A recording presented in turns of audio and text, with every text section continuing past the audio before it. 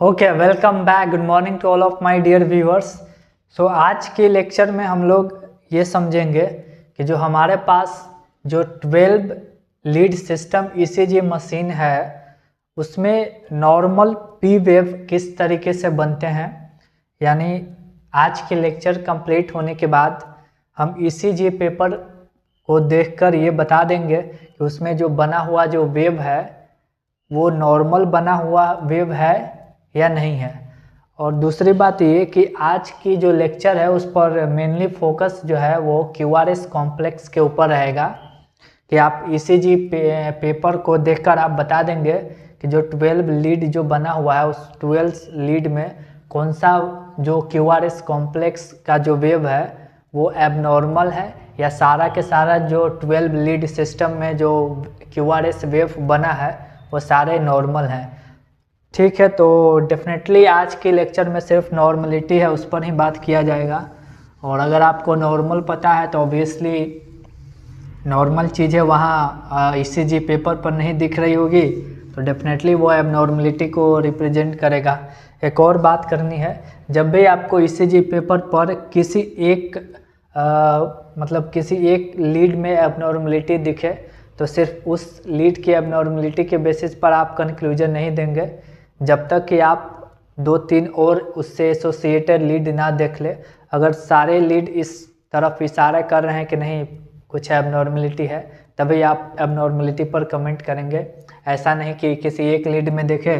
For example आप normally जो होता है लीड 1 जो है वो क्यूआरएस कॉम्प्लेक्स में पॉजिटिव डिफ्लेक्शन शो करता है और आपने ईसीजी पेपर देखा अरे उसमें नेगेटिव डिफ्लेक्शन शो हो गया, तो इसका मतलब ये नहीं है कि सीधे कमेंट कर दिए कि एबनॉर्मलिटी है। उससे एसोसिएटेड और भी लीड पैटर्न देखना है। अगर सारे लीड पैटर्न उस एबनॉर्मलिटी को सजेस्ट कर रहे हैं तब डेफिनेटली उसमें एबनॉर्मलिटी है, और अगर नहीं तो वो कुछ सिस्टमिक एरर हुआ होगा, उसकी वजह से मशीन ने गलत तरीके से डिफ्लेक्शन दे दिया है। ओके, तो इस डिस्क्लेमर के साथ कि आप किसी एक ईसीजी को देखकर कंक्लूजन पर नहीं जाएंगे, टॉपिक्स को आगे स्टार्ट किया जाए। ठीक है, चलिए। तो सबसे पहले हम लोग क्या आपको पता ही है कि हमारे पास 12 लीड ईसीजी मशीन है, तो उसमें से 12 लीड ईसीजी मशीन में सबसे पहले हम लोग लीम लीड है उस पर बात करेंगे। उसके बाद नेक्स्ट बात किया जाएगा चेस्ट लीड के ऊपर। ठीक है, तो एक तरफ चीज़ें एक्सप्लेन किया जाएगा और दूसरी तरफ उसकी डायग्राम बनाई जाएगी। तो सबसे पहले हम लोग स्टार्ट करते हैं, और स्टार्ट करने से पहले हमें एक वेक्टर लेना पड़ेगा, और वेक्टर लेने के लिए हम एक छोटा सा एक डायग्राम बना लिया जाए हर्ट का। बहुत ही ज़्यादा ब्यूटीफुल डायग्राम बना लिया जाए। और आपको जैसे कि पता है कि जो नेट वेक्टर है वो डाउनवर्ड और लेफ्टवर्ड रहता है। लीम लीड किस चीज़ को रिकॉर्ड करता है? लीम लीड रिकॉर्ड करता है फ्रंटल एक्सेस पे जो वेक्टर लाइज है उसी को ना। तो फ्रंटल एक्सेस पे फ्रंटल प्लेन पे जो मेजर वेंट्रिकुलर डीपोलराइजेशन वेक्टर होता है जो कि क्यूआरएस कॉम्प्लेक्स को रिप्रेजेंट करता है, वो डाउनवर्ड और लेफ्टवर्ड डायरेक्शन में क्या होता है, डायरेक्टेड रहता है। पर इसका मतलब ये नहीं है कि हमेशा वो डाउनवर्ड और लेफ्टवर्ड डायरेक्शन में ही डायरेक्टेड हो। वो -30 डिग्री से लेके +90 डिग्री के बीच कहीं भी लाइज कर सकता है। ठीक है ना, -30 डिग्री से लेके +90 डिग्री के बीच कहीं भी लाइज करता है। लेकिन आपको क्या बोलते हैं, अंडरस्टैंडिंग बेटर करने के लिए हम लोग एक सिंपल एग्जाम्पल्स लेते हैं। और उस सिंपल एग्जामिनेशन में क्या है कि जो वेक्टर है मेजर डिपोलराइजेशन वेक्टर है वो डाउनवर्ड और लेफ्टवर्ड डिफ्लेक्टेड है। ठीक है, तो सबसे पहले क्या है, सबसे पहले एक हम लीड 1 है, बाइपोलर लीड 1 है, उसकी बात करते हैं। तो बाइपोलर लीड 1 की जो एक्सेस होती है वो किस तरफ से होती है, राइट वाइट से लेफ्टवर्ड डायरेक्शन में एक्सेस होती है लीड 1 की ना। लीड 1 की जो एक्सेस होती है वो राइट से लेफ्ट की तरफ होती है। यहाँ पर एक पॉजिटिव इलेक्ट्रोड होता है, यहाँ पर निगेटिव इलेक्ट्रोड होता है। और ये जो है हमारा नेट वेक्टर है, ये जो हमारा क्या है, नेट वेक्टर है जो कि डाउनवर्ड और लेफ्टवर्ड डायरेक्शन में डायरेक्टेड है। तो जब भी हम किसी लीड के एक्सेस के अकॉर्डिंग उस वेक्टर की इलेक्ट्रिकल एक्टिविटीज़ को मेजर कर रहे हैं और वो वेक्टर उस लीड के डायरेक्शन में अलाइन नहीं हुआ है, तो हमारा सबसे पहला काम ये होता है कि हम उस वेक्टर को कंपोनेंट्स में ब्रेक करेंगे और उस वेक्टर के उस कंपोनेंट्स को लिया जाएगा जो कि उस लीड के डायरेक्शन में अलाइन है। तो ये हमारे नेट वेंट्रिकुलर डिपोलराइजेशन वेक्टर है जो कि इस लीड के डायरेक्शन में तो अलाइन नहीं है, लेकिन अब क्या होगा, हम इसको वेक्टर कंपोनेंट्स में ब्रेक कर देंगे।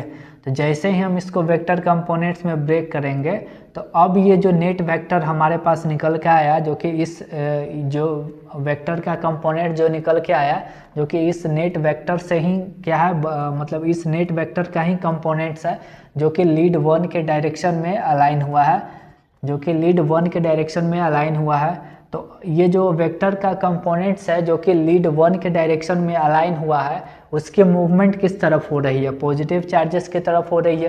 तो जब भी मूवमेंट पॉजिटिव चार्जेस की तरफ होगी, मैंने क्या बोला कि जो डिफ्लेक्शन होगा वो अपवर्ड डायरेक्शन में शो होगा। डिफ्लेक्शन कैसे होगा, अपवर्ड डायरेक्शन में शो होगा। तो ये कौन सा हो गया, हमारा लीड 1 का डिफ्लेक्शन हो गया। ठीक है, अब उसके बाद क्या होता है, नेक्स्ट बात करते हैं। नेक्स्ट कौन सा लेते हैं, नेक्स्ट के लिए हम लोग लेते हैं लीड नंबर 2।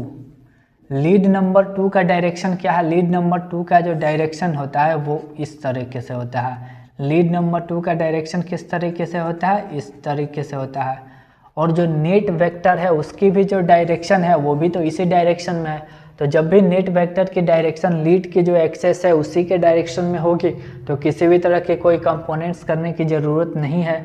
और यहाँ पर ही पॉजिटिव इलेक्ट्रोड होता है, तो जो नेट वेक्टर है वो पॉजिटिव इलेक्ट्रोड के डायरेक्शन में ही मूव हो रहा है।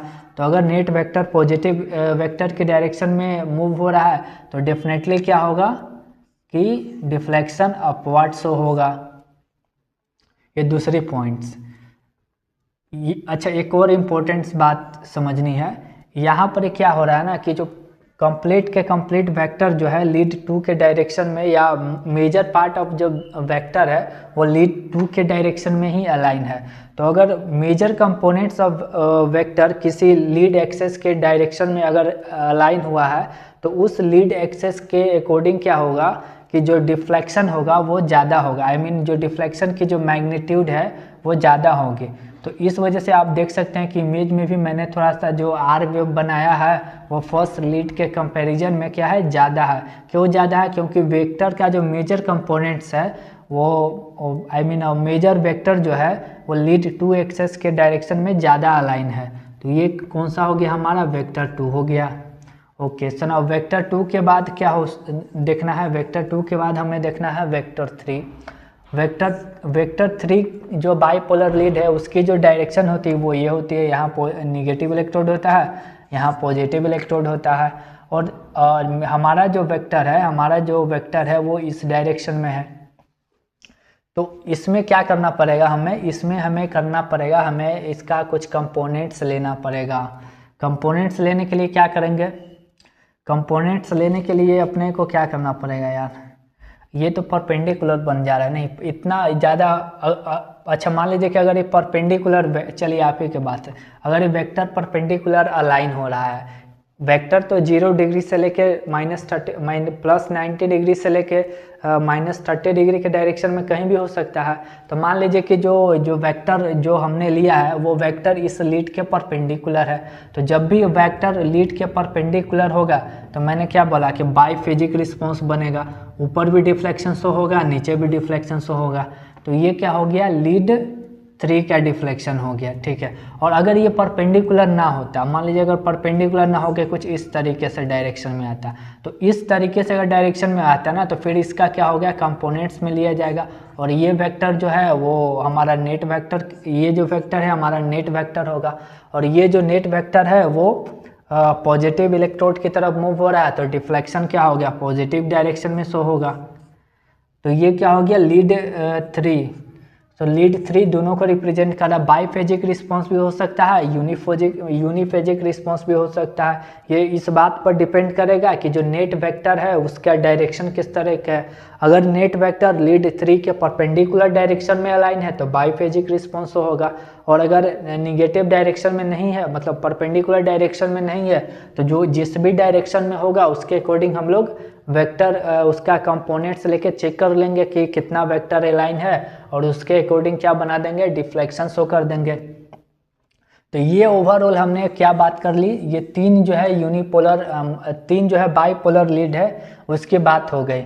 अब तीन बाईपोलर लीड होने के बाद तीन जो है यूनिपोलर लीड भी होते हैं, आई मीन यूनिपोलर लीम लीड भी होते हैं। तो यूनिपोलर लीम लीड में सबसे पहले हम लोग लीड की बात करते हैं। यहाँ पर क्या होगा, निगेटिव होगा, यहाँ पॉजिटिव होगा। ये निगेटिव जो है ऑलमोस्ट जीरो डिफ्लेक्शन शो करेगा। निगेटिव का मतलब ऐसा नहीं कि एग्जैक्ट निगेटिव है, यहाँ पर ही वर्चुअल निगेटिव पोल का फॉर्मेशन होता है। तो ये जो वेक्टर है हमारा क्या है, AVF है।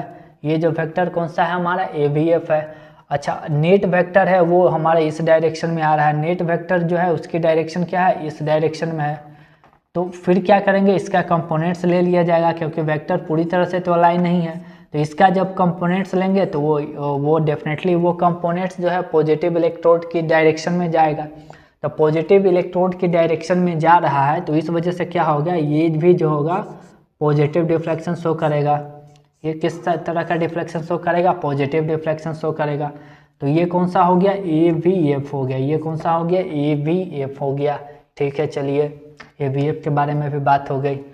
उसके बाद जो नेक्स्ट बात किया जाएगा वो किसके बारे में बात किया जाएगा, उसके किसके बारे में, अरे यार मेरा लीड जो है वो मेरा खुद ही ख़त्म हो गया है। ठीक है, कोई बात नहीं, जैसे है उसे मैनेज करते हैं। तो ये जो है लीड कौन सा है, ये लीड हो गया AVL। ये कौन सा लीड हो गया, AVL। हमें लिंक में, मार्कर में लिंक डालना पड़ेगा, नहीं तो ये चलेगा नहीं। आगे के लेक्चर में थोड़ी देरी हो सकती है, हमें लिंक डालना पड़ेगा। लिंक नहीं, इंक डालना पड़ेगा। ओके, तो पहले तो ये लेक्चर इसके अंदर इंक डाल दिया जाए, जल्दी से इंक डाल दिया जाए।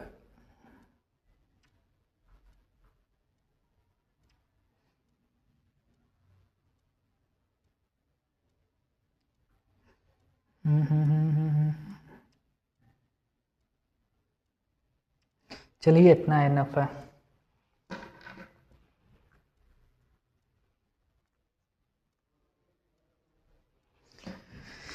क्या हो गया यार, बीच लेक्चर में ही इंक ख़त्म हो जाता है। अरे कभी कभी हो जाता है, मैंने ध्यान नहीं दिया था, बीच में इंक ख़त्म हो गया।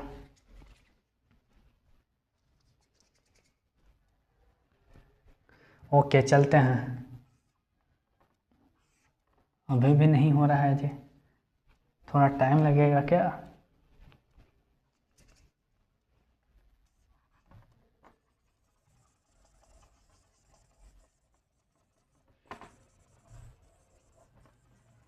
लगता है इंक पूरी तरह से नहीं गया है, अभी और इंक डालना पड़ेगा। आप इस लेक्चर को स्किप कर सकते हैं, कोई दिक्कत वाली बात नहीं है, क्योंकि यहाँ मेरा इशू आ गया है। अब क्या करें,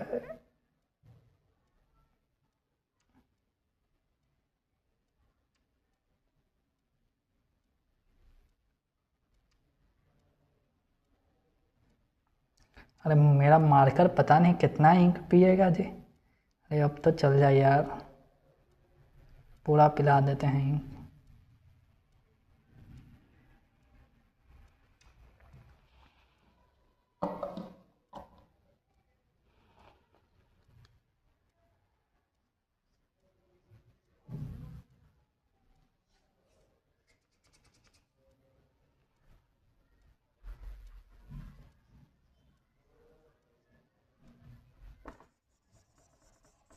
अब हो जाएगा।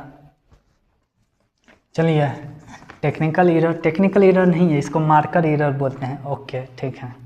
तो होगा क्या कि हमने यहाँ तीन लीड के बारे में बात कर ली थी, तीन बाईपोलर लीड के बारे में बात हो गई थी, और एक ऑगमेंटेड यूनिपोलर लीड के बारे में बात कर ली थी, जिसे AVA बोलते हैं। उसके बाद जो नेक्स्ट वेक्टर था, उस नेक्स्ट वेक्टर की जो डायरेक्शन थी वो कुछ इस डायरेक्शन में थी, और हमारा जो वेक्टर है वो किधर है, इस तरफ है। तो यहाँ भी देख सकते हैं कि ये जो वेक्टर है परपेंडिकुलर है। तो जब भी परपेंडिकुलर होगा हम जो डिफ्लेक्शन शो करेंगे, ऊपर भी डिफ्लेक्शन शो होगा, नीचे भी डिफ्लेक्शन शो होगा। तो ये किस चीज़ को रिप्रेजेंट कर रहा है, ए भी एल को रिप्रेजेंट कर रहा है, ठीक है। उसके बाद जो नेक्स्ट ऑगमेंटेड यूनिपोलर लीड था वो कुछ इस डायरेक्शन में था, उसका नाम क्या था, AVR था। अब यहाँ देखिए, यहाँ पर ये जो लीड की जो डायरेक्शन है वो अपोजिट डायरेक्शन में है हमारे नेट वेक्टर का। यहाँ जो डीपोलराइजेशन वेव्स है ना, they moves in opposite direction to the lead axis. तो जब भी डीपोलराइजेशन वेव्स की जो मूवमेंट होगी, लीड के जो पॉजिटिव इलेक्ट्रोड है उसके अवे जाएगी ना, तो डिफ्लेक्शन कैसा शो होगा, निगेटिव डिफ्लेक्शन शो होगा। तो ये किस चीज़ को रिप्रेजेंट कर रहा है, ये रिप्रेजेंट कर रहा है AVR को रिप्रेजेंट कर रहा है। तो यहाँ पर ही हमने क्या कर लिया है, यहाँ पर ही हमने लिख लिया है सारा क्या, लीम लीड के बारे में हमने सारी चीज़ें लिख ली है। मार्कर को एक बार और सही से कर लिया जाए। ये जो है लीड 1 को रिप्रेजेंट कर रहा है, लीड 2 को रिप्रेजेंट कर रहा है, लीड 3 और ये AVL एंड AVR। एक बार फिर से देख लेते हैं। लीड 1 के केस में क्या हो जा रहा है कि जो कंपोनेंट्स है नेट वेक्टर का वो उसके पॉजिटिव इलेक्ट्रोड की तरफ जा रहा है, तो पॉजिटिव डिफ्लेक्शन। लीड 2 में क्या हो जा रहा है, ज़्यादातर जो वेक्टर की जो कंपोनेंट्स है वो लीड 2 की जो पॉजिटिव इलेक्ट्रोड है उसी के डायरेक्शन में डायरेक्टेड है, तो पॉजिटिव डिफ्लेक्शन। लीड 3 में क्या हो जा रहा है कि परपेंडिकुलर हो जा रहा है, तो बाईफेजिक रिस्पॉन्स। यहाँ AVF के केस में क्या हो रहा है कि जो नेट वेक्टर है वो पॉजिटिव इलेक्ट्रोड की तरफ जा रहा है, पॉजिटिव डिफ्लेक्शन। AVL में भी परपेंडिकुलर हो जा रहा है, तो बाईफेजिक रिस्पॉन्स। AVR के केस में क्या हो रहा है कि जो मूवमेंट है अपोजिट डायरेक्शन में हो रहा है, तो निगेटिव डिफ्लेक्शन। अब यहाँ पर ही हमारे क्या हो गया, लीम लीड खत्म हो जाते हैं। लीम लीड खत्म हो जाएगा तो नेक्स्ट लीड कौन सा बचेगा, नेक्स्ट लीड जो बचेगा वो होता है आपका चेस्ट लीड। तो चेस्ट लीड में क्या है ना कि एक सेंटर पर इलेक्ट्रोड होता है और उसके बाद क्या होता है कि यहाँ पर जो वेक्टर होते हैं ना, एक इस तरफ क्या हो सकता है, इस तरफ नहीं होगा। पहले हम लोग लीड को है उसको रिप्रेजेंट करते हैं, ये जो क्या रिप्रेजेंट करता है, ये रिप्रेजेंट करता है, नहीं इससे नहीं होगा। लेट समझिए, ये वाला जो हमने जो वेक्टर रिप्रेजेंट किया है ना हॉट में, वो फ्रंटल जो प्लेन है उसका वेक्टर है वो रिप्रेजेंट करता है। और जो चेस्ट लीड होता है उसके लिए वेक्टर हमें इंटीरियर पोस्टीरियर डायरेक्शन में वेक्टर चाहिए। तो लेट सपोज कि होता क्या है कि जो मेजर वेंट्रिकुलर डिपोलराइजेशन की जो वेक्टर होती है वो इंटीरियर पोस्टीरियर डायरेक्शन में क्या होती है कि ये लेफ्टवर्ड डायरेक्शन में होती है। वेंट्रिकुलर की जो वेक्टर होती है वो लेफ्टवर्ड डायरेक्शन में होती है, और कुछ जो है सेप्टल डिपोलराइजेशन की वजह से जो वेक्टर आता है वो किधर राइट डायरेक्शन की तरफ रहता है। तो ये हमारे पास दो वेक्टर लिए हैं, आई मीन इलेक्ट्रिकल वेक्टर। जो मेजर वेंट्रिकुलर डिपोलराइजेशन वेक्टर है वो लेफ्टवर्ड डायरेक्शन में डायरेक्टेड होता है, और सेप्टल वेक्टर होता है वो राइटवर्ड डायरेक्शन में डायरेक्टेड होता है। और अलग अलग लीड की एक्सेस होती हैं। ये जो होता है ये V1 होता है, ये V2 होता है, ये V3 होता है, ये V4 होता है, और ये V5 और ये V6 होता है। ये 6 जो है लीड की जो एक्सेस होती हैं, चेस्ट लीड की एक्सेस होती हैं। तो सबसे पहले स्टार्ट करते हैं V1 के केस में। तो V1 के केस में यहाँ पर क्या हो रहा है कि ये जो वेक्टर है सेप्टल डिपोलराइजेशन का वेक्टर है वो V1 के डायरेक्शन में ही डायरेक्टेड है। तो अगर V1 के डायरेक्शन में डायरेक्टेड है तो डेफिनेटली है ये पॉजिटिव रिफ्लेक्शन शो करेगा। बट उससे भी ज़्यादा क्या हो रहा है कि जो मेन वेंट्रिकुलर डिपोलराइजेशन की जो वेक्टर है वो इससे अवे जाता है, इस मतलब जो पॉजिटिव इलेक्ट्रोड है उससे अवे जा रहा है। तो उस वजह से क्या होता है, ज़्यादातर जो वेव होता है, मतलब जो डीपोलराइजेशन वेव होता है, एस वेव होता है, उसकी डोमिनेंसी देखने को मिलती है। तो ये क्या हो गया, आर वेव हो गया, ये क्या हो गया, एस वेव हो गया। किस लीड के लिए, V1 के लिए हो गया। अच्छा V2 के केस में क्या होता है, V2 के केस में भी जब आप देखेंगे तो ये जो लीड है कहीं ना कहीं इस वेक्टर की तरफ भी अलाइन है और ये वाला जो वेक्टर है उस तरफ भी अलाइन है, बट V1 के कंपैरिजन में ये जो अलाइनमेंट है वो कम होता है। तो कम होने की वजह से यहाँ पर क्या हो जाएगा कि जो आर वेव्स जो बनेगा ना, आर वेव्स जो बनेगा वो क्या हो जाएगा, ज़्यादा हो जाएगा। आर वेव जो है ज़्यादा होगा as compare to S waves. R waves ज़्यादा क्यों होंगे, आर वेव्स ज़्यादा इसलिए हो गया क्योंकि जो आर वेव्स जो था ना, ये जो वेक्टर, ये जो लीड है V2 है, ये उतना डायरेक्टेड नहीं है किस चीज़ के, ये जो सेप्टल डिपोलराइजेशन वेक्टर है उसके डायरेक्शन में। इस वजह से क्या होता है, आर वेव्स ज़्यादा होता है और एस वेव्स की बात जो है, एस वेव्स जो इसके कंपैरिजन में कम बनेगा। उसके बाद क्या होता है, V3 के ऊपर बात किया जाएगा। V3 के केस में क्या हो रहा है कि ये जो वेक्टर है मेजर वेंट्रिकुलर डिपोलराइजेशन वेक्टर है उसके परपेंडिकुलर है, परपेंडिकुलर होने की वजह से जितना R बनेगा उतना ही S बनेगा। उसके बाद क्या हो जा रहा है कि जो ये V4 है, V4 के केस में क्या हो जा रहा है कि ये जो मेन वेंट्रिकुलर डिपोलराइजेशन वेक्टर है उसके डायरेक्शन में है और ये उसके डायरेक्शन में होगा, तो जिस वेक्टर के डायरेक्शन में होगा वो वाला वेव्स क्या हो गया, ज़्यादा बनेगा, एस वेव्स कम बनेगा। ये आर हो गया, ये यहाँ पर क्या हो रहा है, दोनों इक्वल बनेगा, यहाँ पर आर वेव्स ज़्यादा बनेगा। और जो ये किसको रिप्रेजेंट कर रहा है, ये V1, ये V2, ये V3, ये V4 और V5 के केस में क्या हो जाए कि मैक्सिमम वेक्टर इसी डायरेक्शन में अलाइन होता है तो आर वेव्स ज़्यादा बनेगा, एस वेव्स कम बनेगा। 6 में भी क्या होता है, आर वेव्स ज़्यादा बनेगा और एस वेव्स कम बनेगा। लेकिन जो 6 में जो आर वेव्स बनता है ना वो लिटिल बिट कम बनता है एज कम्पेयर टू 5, क्योंकि वो जो वेक्टर है तो आप पोस्टेरियरली मतलब डिफ्लेक्टेड रहता है। तो ये ओवरऑल नॉर्मल ईसीजी का पैटर्न है। जब आप चेस्ट में ये जो आर वेव्स का प्रोग्रेशन देखेंगे तो जैसे ही V1 से V6 की तरफ जा रहे हैं ना तो आर वेव्स बढ़ता चला जाता है, एस वेव्स कम होता जा रहा है। ऐसा क्यों हो जा रहा है कि जैसे हम लोग V1 से V6 की तरफ जाते हैं तो वेक्टर जो होता है ना वो मेजर वेंट्रिकुलर डिपोलराइजेशन की तरफ ज़्यादा शिफ्ट होता है और मेजर वेंट्रिकुलर डिपोलराइजेशन को किस वेक्टर से रिप्रेजेंट किया जाता है, आर वेव से। तो इस वजह से क्या होता है, जैसे V1 से हम लोग V6 की तरफ मूव करते हैं जो वेक्टर है मेजर वेंट्रिकुलर डिपोलराइजेशन की तरफ शिफ्टेड होता चला जाता है। इस वजह से जो आर वेव्स जो बनेगा वो उसकी जो मैग्नीट्यूड है वो इंक्रीज होते चली जाती है। एस वेव किस चीज़ को यहाँ रिप्रेजेंट कर रहा है, एस वेव यहाँ रिप्रेजेंट कर रहा है सेप्टल डिपोलराइजेशन के। तो इनिशियली क्या होता है कि जो ज़्यादातर जो डिपोलराइजेशन वेव्स होता है वो सेप्टल डिपोलराइजेशन वेव्स के डायरेक्शन में होता है। तो इनिशियली एस वेव्स क्या होता है, ज़्यादा बनता है, एस वेव्स क्या होता है, ज़्यादा बनता है, आई मीन वो ज़्यादा निगेटिव होता है। और उसके बाद क्या होता है, एस वेव्स की जो डायरेक्शन है वो कम होती चली जाती है। ठीक है, ये ओवरऑल नॉर्मल ईसीजी पैटर्न रहा। नेक्स्ट लेक्चर में हम लोग एबनॉर्मलिटी है उस पर बात करते हैं। बीच में हमारा इंक चला गया था, उसकी वजह से कुछ प्रॉब्लम आएगी।